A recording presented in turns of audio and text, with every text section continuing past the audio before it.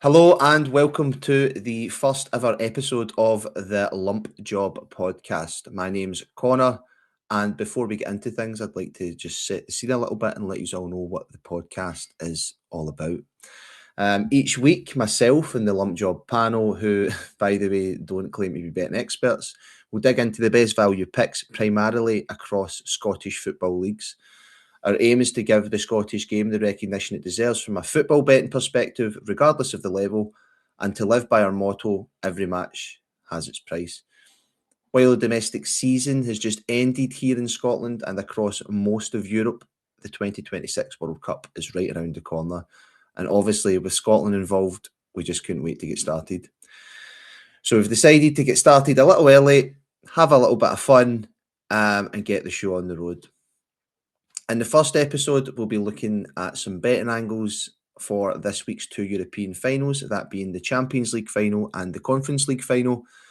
We'll then turn our attention to the World Cup, discussing some early outright winner selections, as well as a few top scorer bets for the tournament. Before we begin, just a quick reminder that all picks discussed on the podcast are for entertainment purposes only and should not be considered betting advice. Please gamble responsibly and, as always, only bet what you can afford to lose. Let's get into it.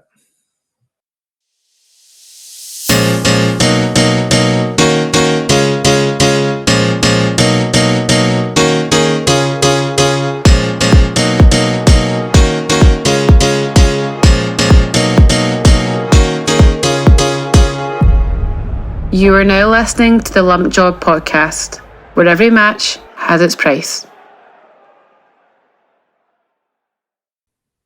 Hello and welcome to the Lump Job podcast, where every match has its price. I'm your host, Connor, and today I'm here with Fraser, Corey, and Andy Boy for the very first episode of the show. Lads, how you doing? Not bad, my man. All good.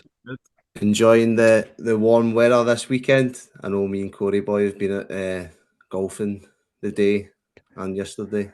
Golfed Getting a bit of sun. I know. Some days I've been some lads. Aye, some days I've been at grafting all day. 6 till 6. Oof. Never even seen the sun. You off tomorrow? No. Oof. Some shift for the bank holiday weekend. I know, mate. Serious grafter. We'll do a wee round table. So we'll start with you, Andy. How was your weekend, mate? What have you been up to? That was alright. I was at the football on Saturday. It was good to get another trophy.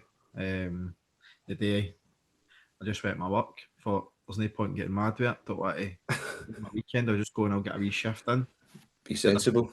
Exactly. Instead of spending the money, I'll make the money. No. Corey, me and you have been golfing, mate. Nothing else to report on, I'm afraid. Pretty vanilla weekend for yourself, Aye, mate. very. Who won? There was no match play or putting cards in. Aye.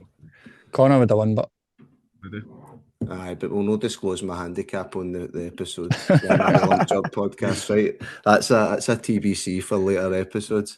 Fraser, how was your weekend, mate? it was good, mate. I got Widgie and Long up for a barbecue. Absolutely obliterated the food. And it's about 5 cans in by then, so I think everyone ate something. Was that yesterday? Aye, mate.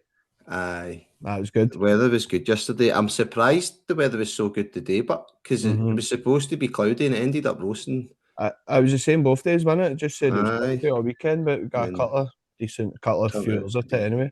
That's why I walked. Man, I realised Aye. I'm missing it out there. Aye, I've been much the same. Like I say, plenty of golf. I did watch the Ronaldinho documentary. I don't know if any of you have seen that. No, It's on yeah. Netflix. Highly recommend. It's unbelievable. 3-parter. What a guy, man. Class. Don't get players like that anymore. No. Even Ryan Cherky doesn't come close to the bold Ronaldinho in terms of entertainment. So, nah. I'll need to watch it. There's a Vardy one out now, isn't there? aye, there is, mate. Apparently Very that's good as well. Aye. I heard that. But no, Ronaldinho one is absolutely superb. I'll probably watch the last episode of that tonight. Right, Just before we get into the games that we're going to cover, I thought we would touch on St Mirren Partick Thistle tomorrow night at the Smysa, and what you think for that game. So I guess I'll start with you, Corey, since you were at the first leg. What's your thoughts, mate? St Mirren might have enough with Lindelöf back for the 3-5-2 formation. He's been out for the last 9 games, so I think that could be hard for the Partick defence to contain him and Mandron. But when I seen the prices, I was actually surprised at Partick at 72, because they've played St Mirren twice in the last few months and they've been the better team in both games for me. And one of them was in Paisley. It was 3-2 to St Mirren, but Partick were the better team. So I was a wee bit surprised. I think they're a bit overpriced, but St Mirren will maybe just get it done. But the prices are way out, because Partick went off favourites for the first leg as well. I would tend to agree, mate. The first leg was a game of 2 halves. I thought Partick obviously stronger the second half, but Partick's good half is a lot stronger than St Mirren's good half, to be fair. They're a great wee side. But even the draw, I'm looking at the prices, right? They might have moved slightly since you looked at them, Corey. St Mirren to win 79. The draw is 8-3, which I think is massive. Partick to wins 10-3. It's a very nervous game. It's like you seen the playoff final the other day, doesn't it? Matters a wee bit between the teams. It's just so nervous. There's so much on the line. Aye. Form kind of goes out the window, to be honest with you.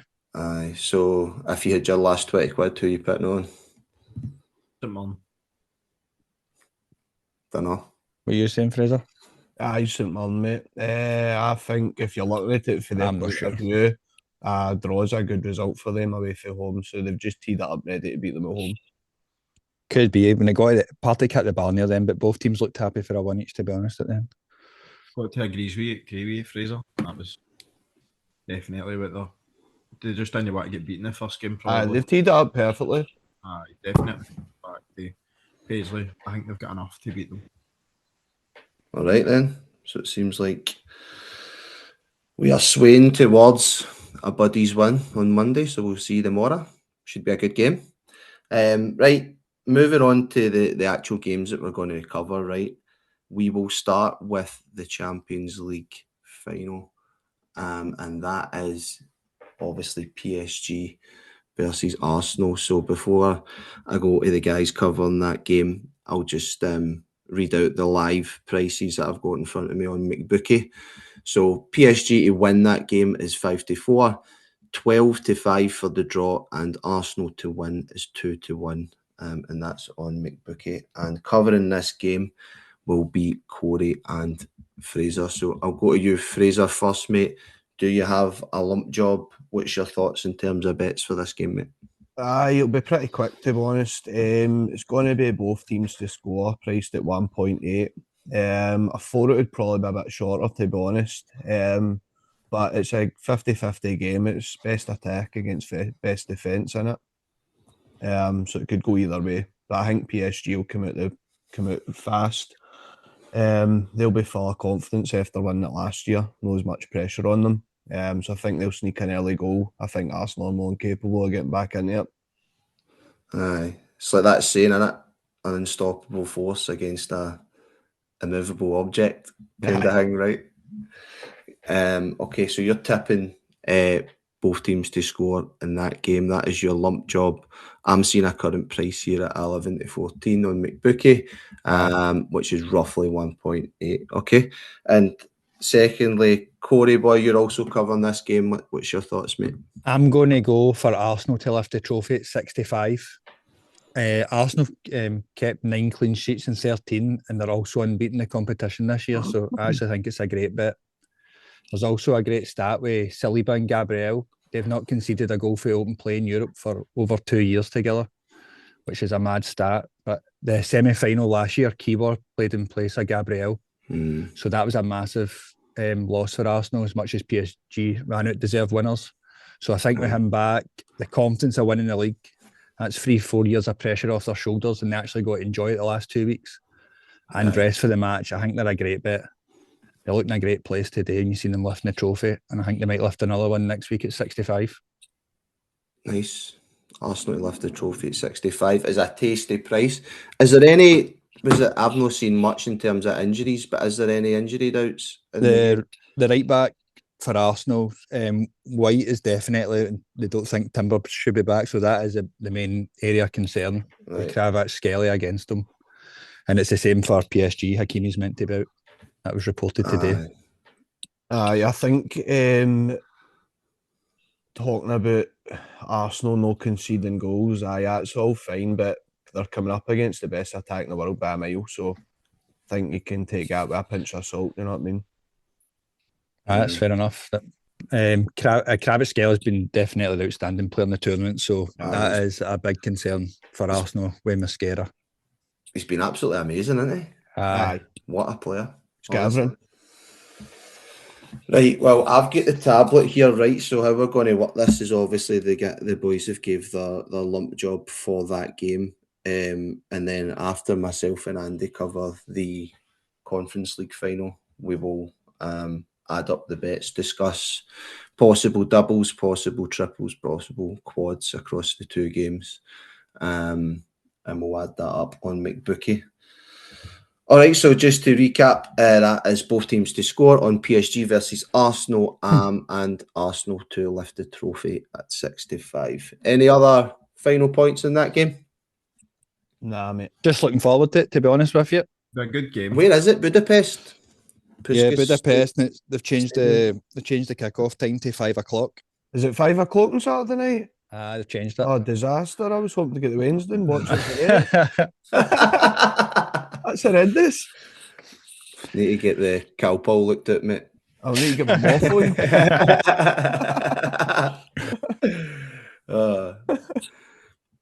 Right, okay.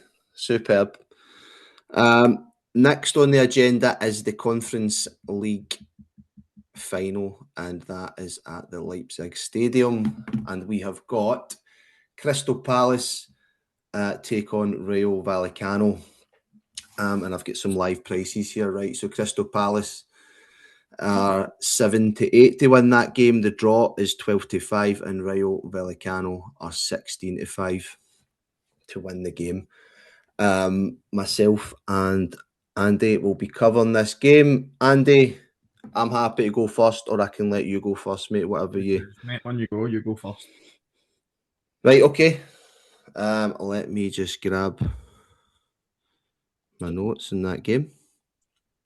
So, my lump job for this game is going to be Rayo Vallecano to lift the trophy at a handsome 12-7. So, firstly, if you look at Vallecano's results in the tournament, right, they finished the league phase in a respectable 5th position, winning 4 games, drawing 1, and losing 1. And then when they progressed to the knockout stages, they beat some impressive opponents, right? So they beat AEK Athens in the quarters. They finished 3rd in the league phase. And then they went on to beat Strasbourg, home and away 1-0 in both legs in the semis. And Strasbourg had actually finished the league phase undefeated at the top of the Conference League, which for me speaks volumes, right, in terms of the opponents that they've knocked out in the tournament. On the flip side, if we look at Crystal Palace's journey, they finished 10th in the league phase, winning 3, drawing 1, and losing 2. And then if you look at the teams that they played in the knockouts, right, I just don't think the teams that they knocked out are anywhere near the level of the teams that Vallecano knocked out. So they played AEK Larnaca, who finished 8th in the table. They knocked out Fiorentina, who finished 15th in the table. And then they obviously beat Shakhtar, who finished 6th in the table. So in other words, Crystal Palace have knocked out. In the knockout stage, they all beat teams that finished under Vallecano in the league phase of the Conference League. Moving on to my next point, obviously a big part of Palace's game is their back three, right? Pretty solid. Chris Richards got injured against Brentford the other week, and he's a serious doubt for the final. He's played in every game for Palace this season from January this year, right up into that injury, and he's now not going to be available. So obviously with that back three formation that they play, having one of them missing's a massive blow to them, and then obviously their main man, Eddie Nketiah, is still ruled out. On top of that, Palace obviously played Arsenal today, meaning that they've got one day less rest. Vallecano played Alaves yesterday, 1-2-1. So obviously Palace playing again today. They've got one more day less rest before the final. And then on top of that, looking at their squad that played Arsenal today, right? Kamada, Sarr, and Munoz all started, who I see as starters for the final, to be honest, against Vallecano. So I was surprised. I don't know if you've watched it, but Wharton came on at half time and had to come back off 15 minutes later to get injured. Who did, mate? Adam Wharton. Did he? Aye, got a stamp in the back of the ankle and he limped out the stadium. I can't believe they even brought him on at half time. So that's nuts, isn't it? Aye, so their best player might be out the final. So he came on at half time and he had to go off in the 61st, 62nd minute. He got a bad stamp in the back of the ankle. Why would you even bring him on? I don't know. So, and then they said while I was watching the end of the game and Arsenal lifting the trophy, they said that he limped out the stadium. So he might be out the final. So there you go. He add that to the injury list, right? And I think the manager's already complained about how thin the Crystal Palace squad is, right? And then they've got all these injuries on top of it. So on top of that, right? Flip side, Vallecano have got a rather clean injury sheet. There's no new or recent injuries that are impacting them. And then lastly, if you compare the teams in terms of domestic performance, Vallecano finished steadily in 8th position, undefeated in their last 7 games. And then Palace obviously finishing 15th position in the English Premiership, which I appreciate. The EPL is obviously a stronger league, but it's still quite a substantial difference. So I'll summarise my points and then open the floor up to your opinion. So I think, on the face of it, right, a cup final, you think it's a 50-50 game. But I think you're getting Vallecano at 12-7, a much more handsome price for a team that A, has had an extra day rest, B, they've got less injuries, and then C, they've had a better domestic performance, and then they've had a better performance in the Conference League as well. So for me, I think Vallecano to lift the trophy at 12-7 is a very fair price. And I'll finish off by saying if the game does draw and it goes to extra time, Vallecano are obviously at the much fresher side as well. So they could have that extra bit in the tank to push it over the line, lift the trophy, and the bet still lands. So I know that was quite a lot to cover there. I'm rambling on a bit, but that is my pick for the lads. Happy to take any thoughts. I just think that Palace have underachieved. I think they've got a great side, to be honest. I can't really see past Palace, but I get why you've picked Vallecano. They're all good points. And either definitely the value pick in a 50-50 final. Aye. I don't mind the pick at all. Don't have a huge opinion on it, but both managers are absolutely brilliant. So it'll be a great tie. And Walton's a big one. Just need to see what happens with that when the team sheets come out as well. That could be huge. Is Hingy back? I was shocked. He played Sarr and Muniz and all. That's the strong side of the team, the right hand side. Mate, I couldn't believe it when they started. To be honest, it's 50-50 for me. The Vallecano manager's brilliant. Aye, yes, he's good. Young as well. He's only 38. The only one thing is Mateta back up front. He scored. Aye, so he scored earlier. He came off the bench.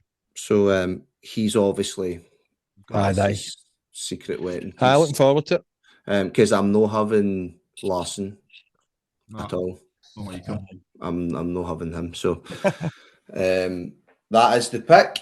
Andy boy, I'll pass on to you for your pick on the same game. I'm going to go both teams to score and each team to receive a yellow card.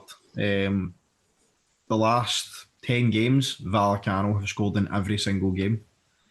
So they are scoring goals. Also, Crystal Palace in the last 10 games have scored in 7 of them. So I think that the both teams to score is a very good pick. Also, with the cards for the ref, Maurizio Mariani He's averaging over 3.48 cards per game. He's refed 27 games over the 25 and 26 season, and that's from August to April. Vallecano are also averaging 2.6 cards in the league, which is quite a lot of cards. Also in the conference, they're averaging 2.9 per game, which is a lot. Palace, on the other hand, are 2 cards per game. So I think that the 1 card is safe for each team, but both teams to score and a card each is at 23 to 20, and I think that's a very good price. Brilliant. That's class, mate.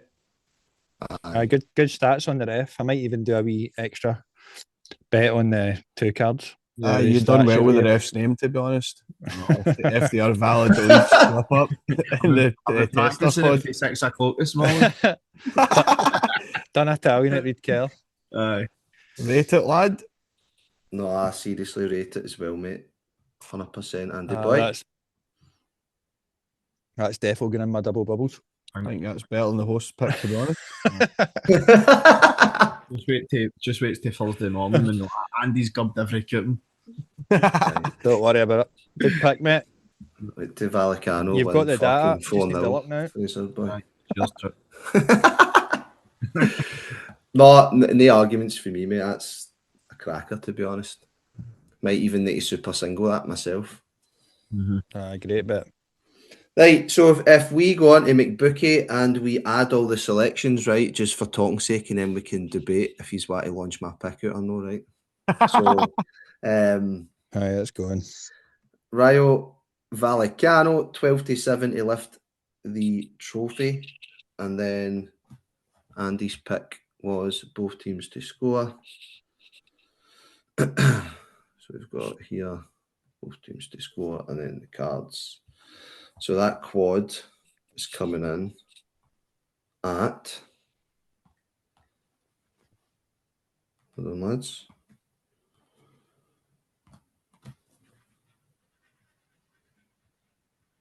$15-1. Super computer there. 15-1. Aye, good bet. So that's if we were to take all 4 picks across the 2 games. However, open to suggestions. What do we think across the 2 games? I quite like Andy's pick. I think that's a cracker, to be honest. Mine's is obviously the value pick. I think we should be going a double roll and a quad. You can't do it 2 bets together anyway.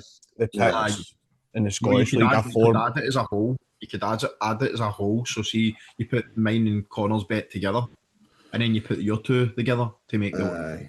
So let's do a double, right, and we'll just pick the best 2 for each game, right? So I think Andy boy. I definitely fancy Andy's. I think mine and Andy's. I don't fancy Arsenal, mate. Right, that's fine. We'll go with Fraser then. I fancy. I do think Arsenal to lift the trophy. I think they've got the bit between their teeth now. They just need to make it a battle. If they're going to win it, they're going to need to make it a battle. That they're not going to beat them at football. I think they're better than what you think, and I think PSG. I think PSG's defence is a lot better than what people are saying as well. See, the thing is PSG. We're all talking about PSG, but they've not faced a defence anywhere near as good as Arsenal's either. Do you know what I mean? They struggled last year against Arsenal, Liverpool, and Villa. The 3 ties before the final, they struggled in all 3. For me, I just think it's a 50-50 game. Best attack against best defence, so it's really hard to pick a winner. I just went with a safe pick, to be honest, for both teams to score. Do you know what I mean? The only thing is, for me, right, I was actually surprised, see, when I watched PSG play Bayern in the second leg of the semis, how good PSG's defence was. Obviously, their defence is going to be world class, right? But I think it gets overlooked because of their front 3 in their midfield. But Marquinhos is unbelievable. Pancho's good as well. Mate, exactly. And then you've got Gabriel and Saliba at the back. Like no, like so. I'm only kidding on. It could be a cagey affair. Right, we're having a vote. Andy's is in, so then we need to have a vote for a vote here. The trophy of the both teams to score. and then the host picks if it's Right. 2 each. Right, for the Lump Job podcast, first ever double bubble across Conference League Final and the Champions League Final, it will be Arsenal to lift the trophy in the Champions League Final and both teams to score and each team to receive one booking in the Crystal Palace and Rayo Vallecano game. Brilliant. What's the double? About just 41? Aye, mate. Can 41. I just say I was the only one that was 4 out of 4 in the trial pods, a perfect strike rate, and you've just Don't took my worry. bet out. You can be That's 5 fine. out of 5. The trial pods don't get disclosed in the live episodes, lad. The jury's made their verdict. You can't say anymore. I'll need to get my crown for next pod. No, listen, that's how this podcast works, mate. If your bet lands, feel free to come on Slaughters, because when Vallecano win 7-0, I'll be on here ripping right into the 3 years because I get 0 back in there. So I didn't mind. What's the double pay then, Connor? About 4s? Aye, mate, about 4.2. Is it? Aye. Brilliant. On McBookie. That's a good double. I like that. Aye, that's taste. That's all right, isn't it? Aye, don't mind it. Okay. Right. Moving on to our next agenda point, and that is obviously the next episode. We're going to focus more on the World Cup. Try and pick some group winners. Try and pick some winners across the first round of games. But this episode, we just want to touch on the World Cup. Some early predictions. Who do we think is going to win it? Who do we think is going to potentially be up there for top goal scorer in terms of prices, all that sort of thing. But just before we get to that, right, just briefly want to touch on Scotland in the 3 games and what we think the score's going to be, or at least the result outcome of the 3 group stage games. So I think we'll all agree we fancy ourselves to beat Haiti, right? 100%. Given that they've had a few, I think there was news the day that Odsonne Edouard could have been eligible for Haiti. I don't know how true that is. Aye, you could, aye. But I think we're all thanking our blessings that he's no in their squad. The next game is obviously against Morocco. That's a hard one, right? That's the one you really need a point in. Do we think we can get a point for that game? Aye, definitely. I don't think there's anything to fear with them. I don't. Good side, but at the same time, Andy, you're on mute. A draw out of that. I think you could get a draw out of that, to be honest. 100%, you can beat them. I can't believe he's not called up McBurney. Personally, But he fell out with Minty. I know. He's never going to take him. Dykes has got 1 goal in 13 and he's winning the playoff Dykes final. is a joke. They're similar players as well, and McBurney's filing goals. McBurney's always been a better player, but they're similar type players. But McBurney is seriously on form, and Dykes is seriously on form. He's played La Liga, the Premier League, so I think he could have handled the occasion. Aye, definitely. I think Scotland personally get 3 points, but I'm praying for 6. I think one of the biggest problems you're going to have is the heat. See the heat, the temperature. I know. At least the games are late on. It's going to. I don't even think it matters though. I know. It's going to be. It's so different for Scotland compared to these other countries that are used to it. And I think even the Haiti game, that's. It's at 9 at night. It won't be that bad. It's bad for us 2 o'clock kickoff. But a gimme. Like everybody thinks. No, I don't think it's a gimme either. No chance. Like, definitely know they've got that big Isidore for Sunderland up top. Aye, I think we'll do it. We'll do enough. 3 points gets you through. And then I take it we're no fancying ourselves against Brazil. No, but see, to be honest, Mate, Morocco are better than Brazil. If Brazil win both of their games, they're going to rest players, so you might then have a chance of sneaking a draw. You never know. I mean? Aye. But Morocco got to the semis in 2022 and they deserve respect. Morocco, 100%. A good side, very good side. 100%, but I'm just saying we can definitely sneak a point after. Aye, why not? Morocco or Brazil, 100%.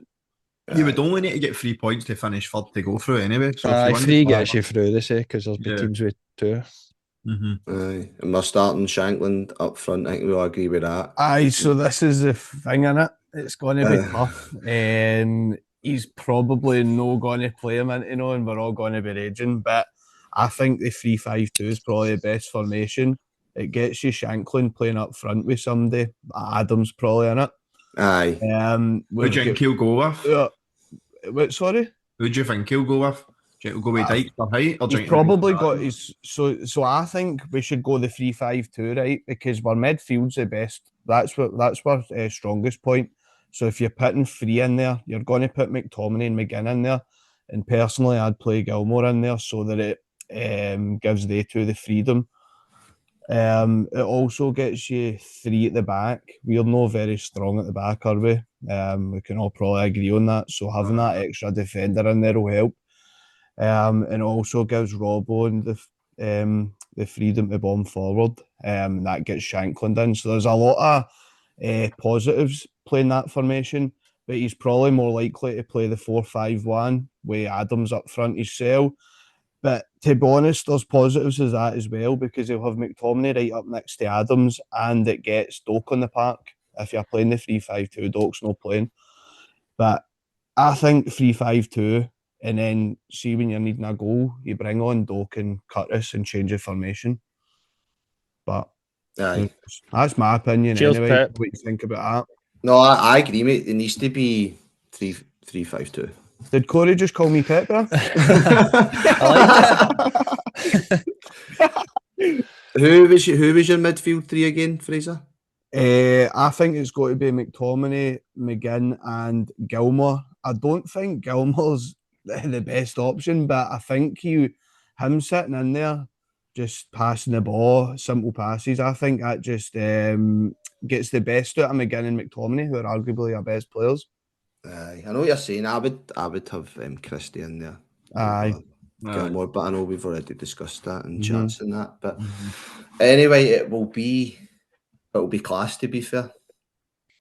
I'm excited for it. I think I'm place will be probably bouncing. focused, to be honest. Aye. And the good thing is that Haiti games first, right? So you've got a chance to get a win at the start, and then you've got the momentum. Because Aye. you could end up having Brazil first, and then you get cuffed 5-0, and then you'll laugh. Aye, how'd you pick He's yourself? got, the Heat's got Couldn't down. ask for better fixtures, you're spot on. Aye. Right, okay. I'm sure we'll speak about Scotland more in the coming episodes. Moving on to the World Cup winner discussions. Early predictions, right? Like I says, we're going to do a few episodes over the World Cup campaign. Few group winners, some matches. We'll try and get as many episodes out as possible. But this is just getting a wee feel for it, seeing what our predictions are for early winners. We'll start with winners before we move on to top goal scorers, right? So I guess we'll do a wee round table for MD that wants to go first and who they fancy to win it. That could be who they think's the best value pick in terms of price, or it could be you just think that the team's going to win regardless, right? So happy to open up for MD that wants to kick us off there. I'll kick off. Oh, I had an anti-post bet in France when they released their squad for the March internationals against Colombia and Brazil. They were 8-1 at the time. I think that's long gone, and so I'm sitting on France at 8-1. I think the attack's just too good. I think they'll win it. And Mbappe's been unbelievable at the last two World Cups. As much as he's under a bit of pressure at Madrid, he does turn up at the World Cup for France. Scored in both finals. He's got Dembele, Doué, etc. beside him. I just can't see past him. I think the front four, I agree with Corey. I think Mbappe in the left wing, Dembele up front, Elise on the right wing, and Cherky playing behind them with Doué to come off the bench. I think that's just wild.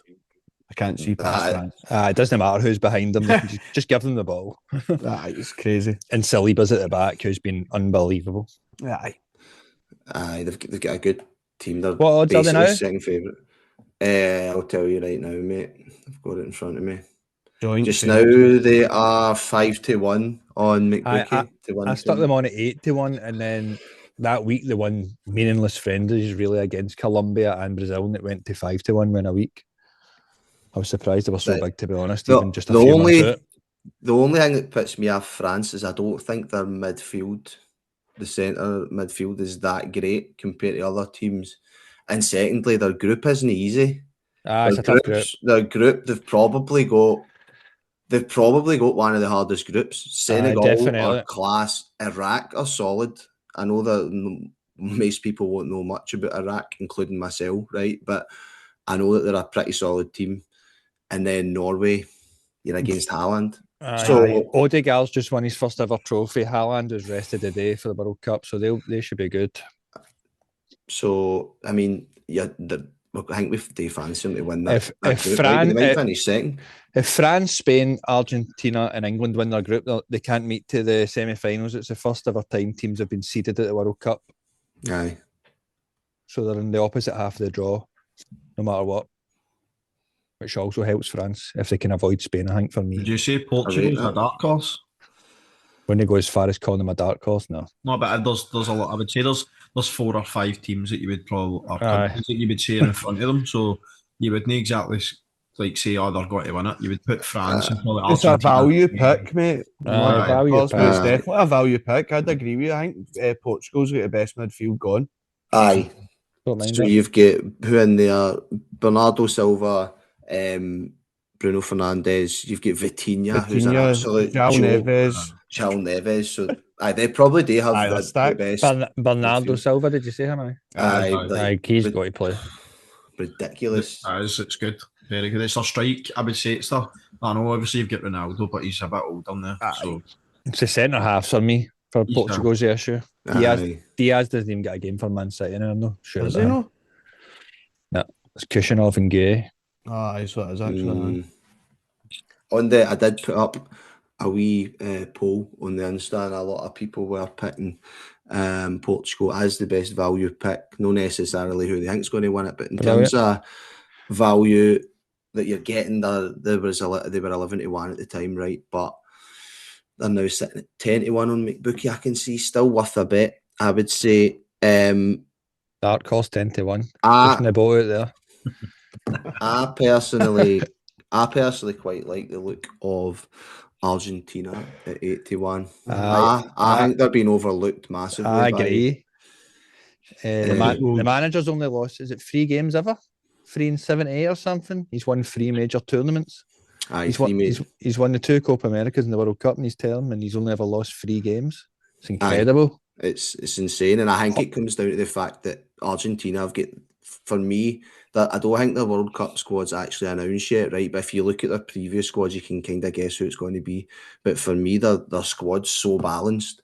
See, we're talking about teams. North America suits as well for them. Aye, talking about teams like maybe not having the best defence or the best midfield, but a minted attack. Like for me, Argentina are balanced back to front. They're a team. Solid team, solid spine of their team. So if you look at the spine of their team, right, you've got Martinez in goals, Otamendi centre half with Martinez. You've got Enzo, McAllister, and De Paul in middle, Alvarez and Messi up front with Martinez up top as well. That's scary, isn't it? It's they're just a pack. They're just a pack and they get it done. Aye. And then some more stats for you, right? They were obviously South America qualifying. They finished top of that group of 10 teams. Scored more than any other team. Scored 31 goals in that group. Midfield solid. Their goals can come from all angles, right? You've got Almada, Alvarez, Messi.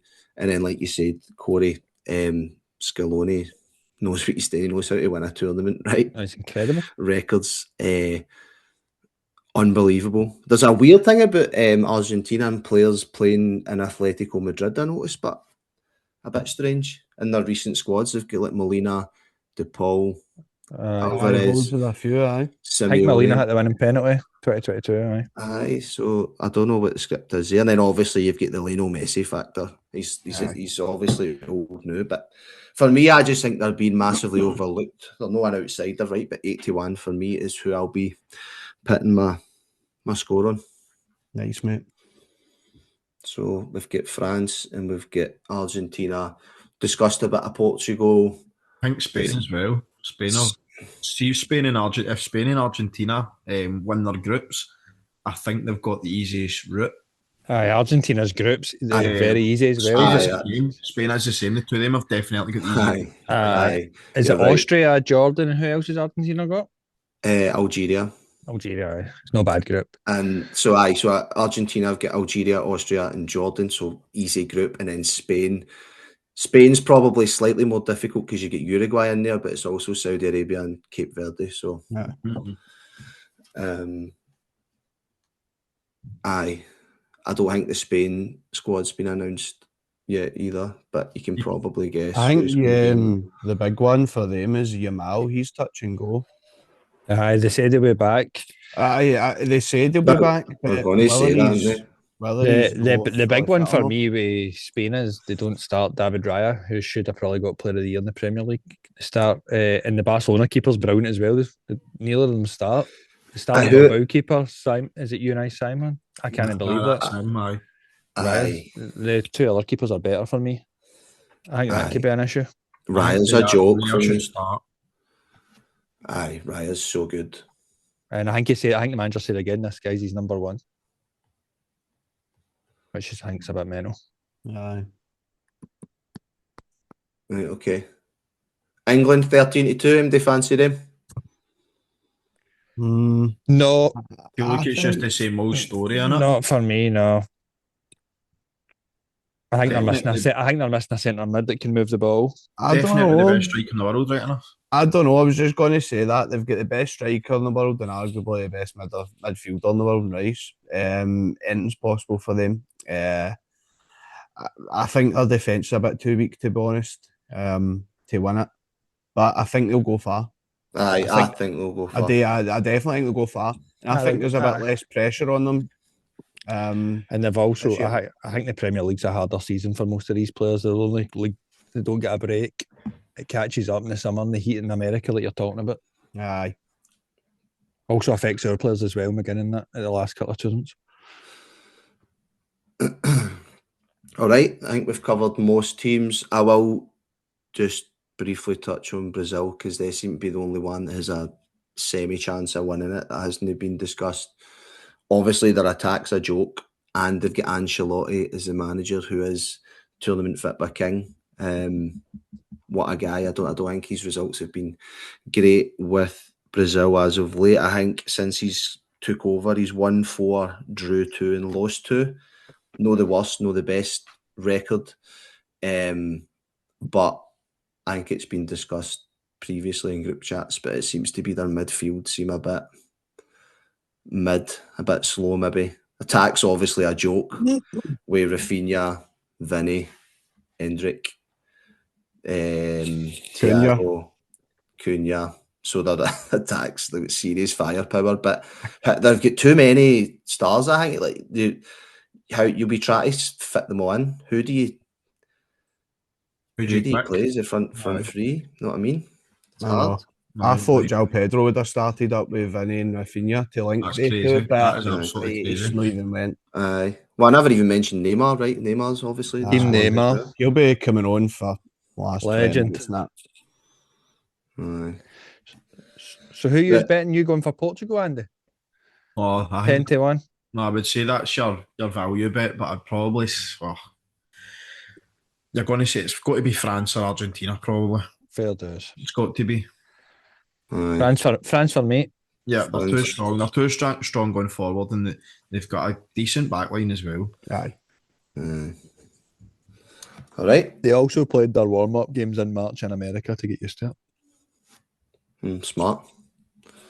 Clever from the lads. Right, moving on to, and I think I've got a feeling that everybody's going to pick the same person here, right? Top goal scorer for the tournament. I'm going to get in first. No, I'm only kidding. I'll open up. I'll get it to Fraser. Who do you think is going to be top scorer for the tournament, mate? Why? You've got to go Harry Kane, didn't you? Aye. I got to agree. 71. He's a bit bigger than I thought. I'm going to have a bet 71. I'm going to super single that 71. And then my France and Kane double is 50-1. That's a great bet. I'm having a bet on that as well. 2 singles in the double. What about Argentina to win it? Mbappe happened the last time, didn't it? That was 2022. He was top scorer and they won it. No, I would say Kane was top scorer in 2018. You need to remember, see the teams with easier groups. there's a good chance the strikers are going to score more goals earlier on in the tournament. So, You're spot on. so you have to look likes into of, like Mbappe, that's kind of they've got a tougher group, haven't they, with Senegal, is it? Aye, Yeah. Senegal, Norway, and Iraq, and that's why I didn't fancy Mbappe, mate. His top goal scorer anyway. He'll obviously score a few, but Yeah. England's group isn't as hard, and Kane's he takes all the pens as well. 61 goals and 51 appearances this season for Bayern Munich. Hat-trick in his last 2 games. Hat-trick in his last 2 games. For me, he's the best player on the planet now. I know that'll probably people try and dispute that, but for me, he's the best player. See the way he plays with Bayern, coming deep, turning, like he gets involved in link-up play and scores 61 goals and 51 appearances. An absolute He controls joke. the game. He controls it. And then, obviously, he'll be the main man for England. Other teams will rotate. They're for like Brazil's. He's playing 90 in every game. He's playing 90 no matter what, unless they're like 4-0 up, 3-0 up. And then a funny wee one is I always remember that I can't remember who I had on to be top goal scorer, but it wasn't Kane. But in the 2018 when he won it, I can remember him scoring a hat-trick against Panama. Aye. And I was thinking, fuck's sake, he's going to win this. He did win the Golden Book. And funnily enough, Panama are in their group again this year. So he will probably get another hat-trick against them. So he get 6 goals at 2018 campaign. That's what Andy says, because they did have a favourable group that year. So you definitely need to look into it. Harry Kane for me. Also, I think it helps Southgate's away. Aye. So England have got Croatia, Ghana, and Panama. I don't know much about Ghana, but Croatia's definitely solid. I don't see them getting many goals against them. Ghana didn't even qualify for the Cup of Nations there in January. They weren't even at it. I was going to say, I think Ghana used to be a top side, but I don't know. They've got Semenyo, but never know. I wonder who they've got at the back. Probably win the group then if they've got Semenyo. Guy's an absolute joke. Right, we spoke about Harry Kane, right? Let's just briefly touch on MD else we think is good value. So Ronaldo 21, Dembele 21. You need to give Ronaldo and Messi a shout out. What prices are there? Messi is sitting at 12-1. Don't see it, but too short. What's Mbappe? Mbappe's 61. He's a favourite. It's not great, is it? No, it's no. For me, Kane's the bet all day, innit? Just when Mbappe's been struggling with injuries as well. I was going to say, you can see Mbappe comes off. I know you're obviously the main man, but he comes off quite a lot, whether it be niggles or just protected. Julian Alvarez, 25-1. No bad bet, I think. Just depends. Does he always play for them? I think they have that Martinez for Inter. Usually start ahead of him. I think, for what I checked, they started putting Alvarez in front of him, but it used to be Martinez all the time. He was the main man, but I think since Martinez went away for Inter, he's kind of been out of favour. I don't think he's done much this season, to be honest. No. I would definitely, if it was me, I'm having Alvarez up front all day, but I just don't know if he'll play every single game. Do you know what I mean? He's a good outside saver for Harry Kane. Aye. Right, okay. Rafinha, 33-1. That's a serious bet, innit? And he gets to play Haiti in Scotland, so he'll get a few. Mate, that is a crazy price, isn't it? I know, because Rafinha's the type of guy that can just score. But he takes your 4 penalties goals in one game. Probably a good question. Don't know, mate, to be honest. Probably would be Neymar, but he's not playing for them anymore. Joelton, I heard. Jordan. Nah, but Vinny. Danilo. And he's terrible at them. He's not great. Vinny, what about him for a bet? 25-1. They're not bad price at all, mate, to be honest. Is he well, he doesn't know when to pass the ball, so he might get it. They've got a let's be honest, Brazil have got a favourable group. No nice to say, but they do. I know. Harder, that group's harder than Argentina's. if you're pitting on somebody to win, I'm thinking. Because I Aye, looked true. at that. I was kind of trying to weigh up the difference. Brazil or Argentina, both 8-1, both playing in the Americas region. Argentina's group's well easier, I think, and squad's more balanced. But And Brazil's in Miami. It's maybe like home games, they said. is it? Mm-hmm. I know there's a lot of people going out to Miami to see that. It'd be classy atmosphere. I wish I was going, to be honest. I think there's already like 1 million Brazilians in Miami, they said, or something. Is there? So it's a home game. Wow. Well, no, but just as good, lads. Don't lose your tickets now. All right. Right, okay. That concludes the agenda. Obviously, we'll be back on with another episode to look at some group winners bets, tip some, doubles, triples, quads. This episode was just a wee feeler, early World Cup predictions, and obviously a look ahead to the Champions League final and Conference League final this week. Any other thoughts, observations for the lads before we wrap it up? Nah, mate. No, I'm all good, mate. Kane in France is the one. 50s. 50-1 for France to win the World Cup and Kane to be top goal scorer. Argentina and Mbappe. Spot on. All right, lads. Cheers. Cheers, Connor. lads. Top host.